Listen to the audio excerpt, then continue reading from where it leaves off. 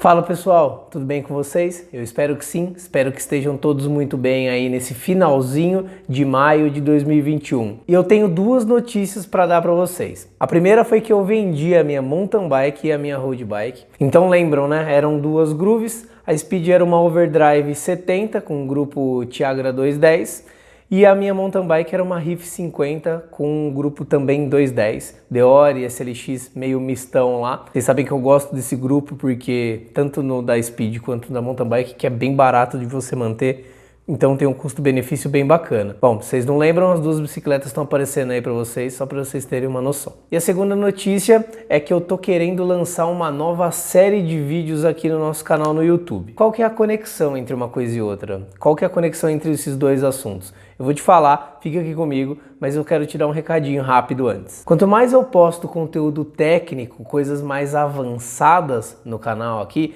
é um ajuste específico, é uma forma de trabalho específica, são nomes muito técnicos, mas eu vejo que nos comentários vem dúvidas extremamente básicas. E isso não tem problema nenhum, a realidade é que todo mundo pode ter dúvida e é normal. Depende de onde você está no teu processo de aprendizado. Se você está muito no começo, você vai ter dúvidas mais básicas, não tem problema. E o que eu quero falar? Eu quero dizer que se você tem dúvida, tira essa dúvida. Por mais básica que ela pode ser, eu faço questão de te ajudar aí na tua jornada. Quando está no começo, a gente tem um monte de dúvidas que são básicas e aí a gente não consegue consumir um conteúdo de dicas mais técnicas, de dicas mais avançadas. Então, usa a seção dos comentários aqui no YouTube para deixar a sua dúvida. Não tem problema se ela for básica, beleza? E aproveitando essa onda de comentário e tudo mais, peço para você deixar aí o teu like, o compartilhamento com um colega se esse vídeo for legal para você ou se algum vídeo passado da Connect já foi legal para você, e considera também se inscrever aí no canal, porque isso traz bastante notoriedade para o conteúdo, né? Como é um canal pequeno ainda, a gente precisa dessa ajuda de vocês, beleza? Então vamos por partes, beleza? Eu vendi as minhas bicicletas. E por que eu vendi? Eu tenho alguns outros motivos também, tenho vários motivos na minha lista. Mas o grande lance, uma das coisas que mais me incentivaram a fazer essas vendas é que eu tô pedalando pouco em relação a essa questão de pandemia. E mais do que isso, o assunto que foi realmente uma ignição, uma fagulha, uma faísca para que eu vendesse as bicicletas é que eu recebo muito comentário do tipo: você só faz esse tipo de manutenção toda detalhada, cheia de cuidados, porque a tua bicicleta é cara. Ah, eu tenho uma bicicleta básica, bicicletas mais básicas, mais antigas não requerem esse nível de manutenção. E ó, eu vou falar para você, eu cansei de ouvir esse negócio aí. Então a partir de agora, a bike que eu vou usar é essa daqui, ó.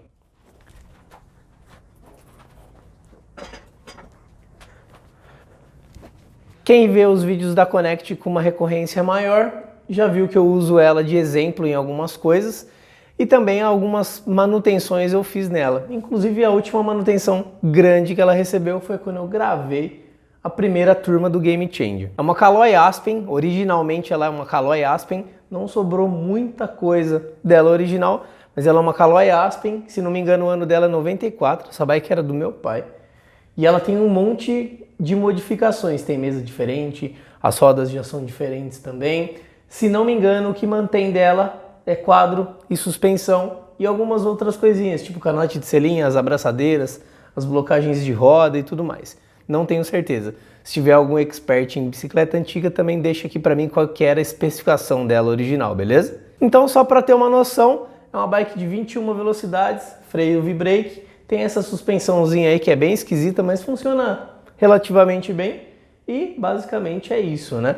Eu tenho aqui também um pé de vela, vocês podem ver que tem um pé de vela modificado. Antes de eu ter minha primeira bike, minha mountain bike 29, essa foi a bike que eu adaptei, coloquei pneus cravudinhos nela e coloquei na terra. Então para isso ela tinha um pé de vela muito pesado, né? Tinha uma relação de marchas bem longa.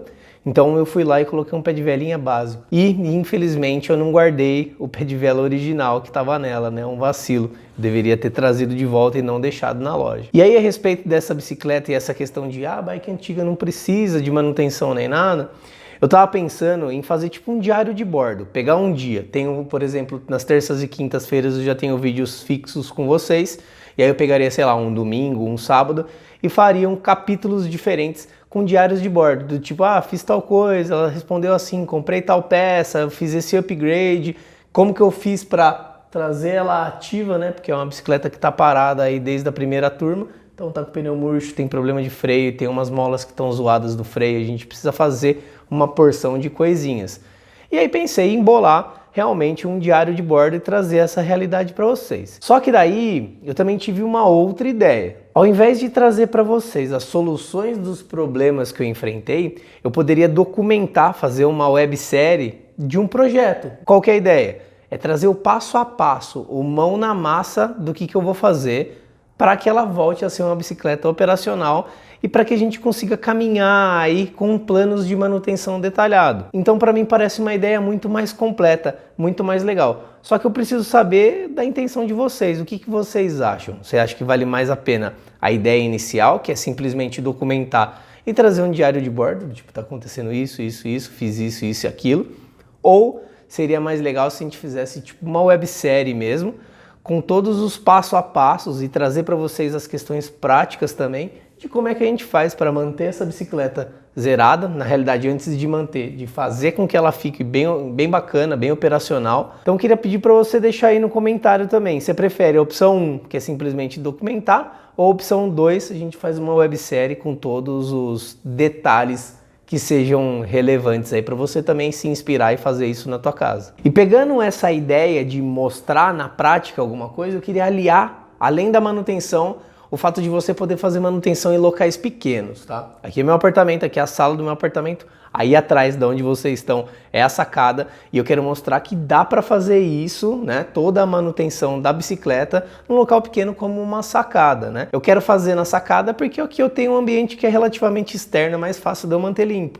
Mas se eu não tivesse, eu faria em algum lugar, por exemplo, num pedacinho da minha cozinha, ou isolaria aquele pedacinho ali no canto e faria a manutenção ali. Mas, como eu tenho a sacada, vou fazer o uso da sacada. O grande lance para mim é que, se vocês preferirem a segunda opção e a gente for fazer uma websérie dessa bicicleta, eu quero fazer todo o processo num local low cost, numa ferramenta low cost, num processo detalhado, bonitinho, mas tudo gastando o mínimo possível. Então, ao invés de eu estar lá no estúdio gravando bonitinho com suporte, aquele painelzão de ferramenta, eu quero botar vocês ali na sacada para entenderem exatamente o que dá para fazer e o que não dá para fazer. Porque eu acredito que existem limitações claras, né? Que eu vou falar para vocês já, mas existem coisas que dá para você fazer com o mínimo de ferramenta possível. Precisa ter boa vontade, é claro, e precisa querer fazer o negócio acontecer de fato. Mas dá para você começar com um pontapé bem menor do que aquilo que eu tenho lá no estúdio. Aquilo lá foi acumulado de quase 5 anos já. São 5 anos comprando ferramenta, investindo, tendo retorno de cliente, porque eu fui lojista, então ali fica um pouco mais fácil. Agora trazendo para o plano da realidade. Então eu quero trazer essa manutenção dessa bicicleta sempre de maneira mais low cost.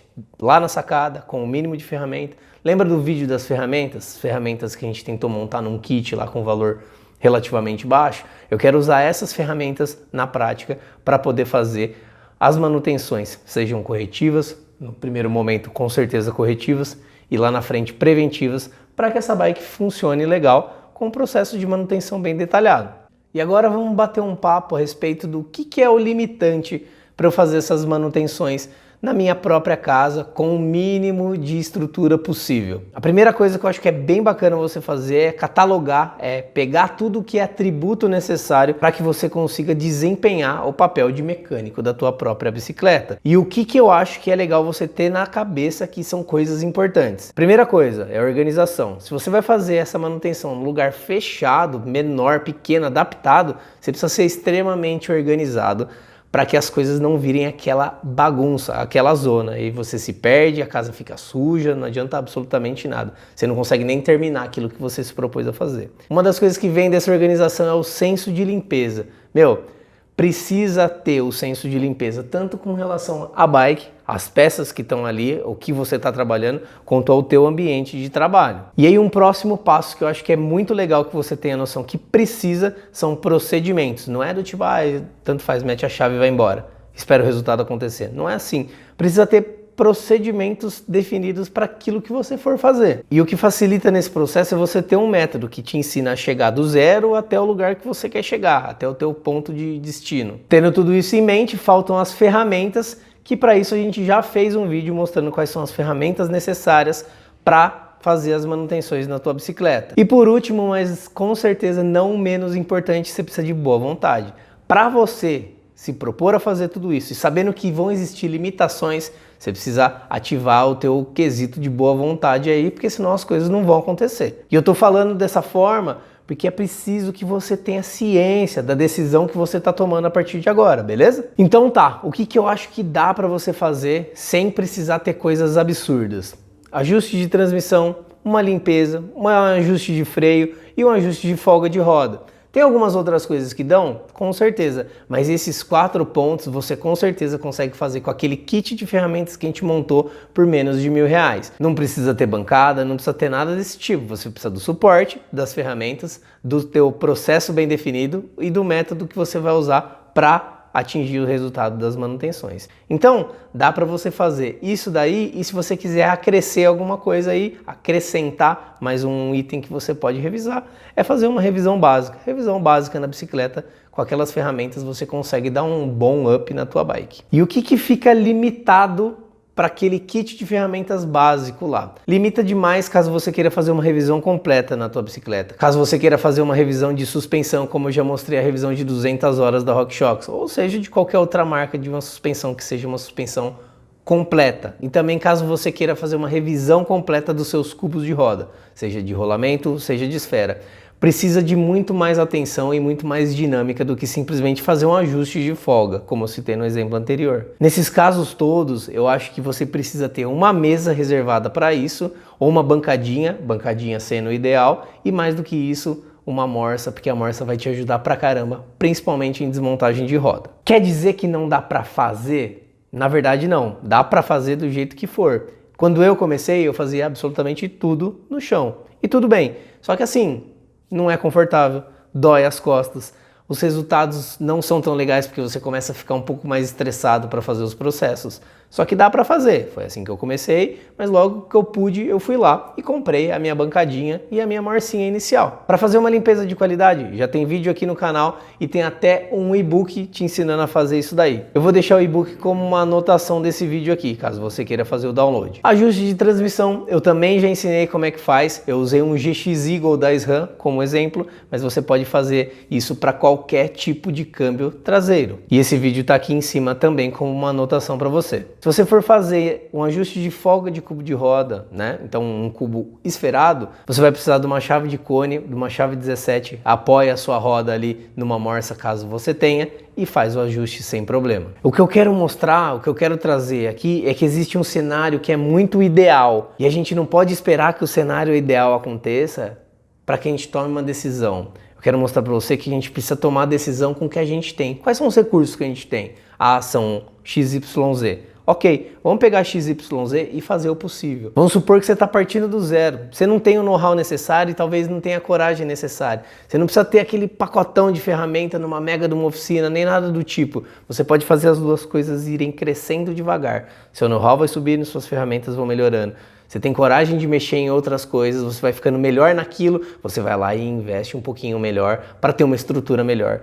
Eu não quero que você deixe para tomar a decisão de fazer a manutenção na tua bicicleta quando o cenário ideal estiver próximo da tua realidade. Você já pode ter tomado essa atitude lá atrás, reduzir custo e aumentar a performance. Você pode tomar essa atitude agora e trabalhar com o recurso que você tem. Enquanto você vai balanceando essas coisas, elas vão crescendo juntos e lá na frente você tem um cenário próximo do ideal, que é o que eu tenho lá no estúdio. Hoje para mim aquilo lá é mais do que perfeito, mas quando eu comecei não era assim. A evolução precisa ser constante e é esse o recado que eu quero dar para vocês. Eu espero que vocês tenham curtido essa coisa toda de fazer uma nova série de vídeos a respeito dessa bicicletinha aqui. Trazer para a prática tudo aquilo que vocês possam ter dúvida. Eu vou aguardar o comentário de vocês, se vocês preferem realmente o plano 1, que é o plano básico, de simplesmente fazer um diário de bordo do que está acontecendo com ela, ou se vocês preferem fazer realmente essa websérie, entender como vocês podem fazer também os serviços todos numa versão low cost, num cenário não ideal de trabalho e trazer os resultados iniciais que vocês tanto procuram aí. E dito tudo isso, a gente se encontra na quinta-feira com mais um vídeo mais técnico para vocês. Valeu!